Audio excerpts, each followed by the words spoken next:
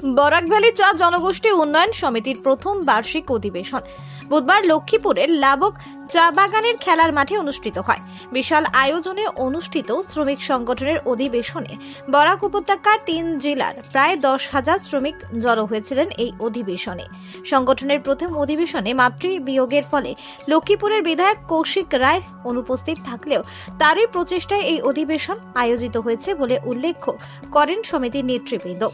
মুখ্য অতিথি হিসেবে উপস্থিত ছিলেন পাথারকান্দির বিধায়ক কৃষ্ণেন্দু পাল। এই দিনের সভায় চা জনগোষ্ঠী উন্নয়ন সমিতির প্রথম বার্ষিক সম্মেলনে বরাক উপত্যকা শ্রমিক সমাজের স্বার্থে কয়েকটি প্রস্তাব দেওয়া হয়েছে। এর মধ্যে রয়েছে বরাক উপত্যকার চা বাগানে বসতি করা, শ্রমিক পরিবারের জন্য জমির পাট্টা প্রদান করা, ব্রহ্মপুত্র উপত্যকার শ্রমিকদের সমতুল্য দৈনিক মজুরি বরাক উপত্যকার চা শ্রমিকদের প্রদান করা, বাগান শ্রমিকদের নিয়মিত রেশন সামগ্রী বিতরণ করা সহ কয়েকটি প্রস্তাব দেওয়া হয়।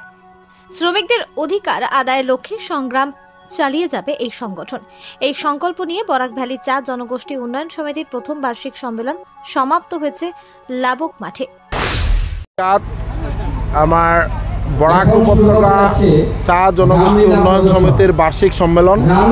তো এই বার্ষিক সম্মেলনে উপস্থিত বিভিন্ন বরাক উপত্যকার চা বাগানের আমার শ্রমিক ভাই বন্ধুবিলাক ইয়াত উপস্থিত হয়েছে। আমরা সবে মিলি এই বার্ষিক সম্মেলন যাতে ভালকে সাফল্যমণ্ডিত হয় এইটোৰ কাৰণে তেওঁলোকে আমাকো আমন্ত্রিত কৰিছে।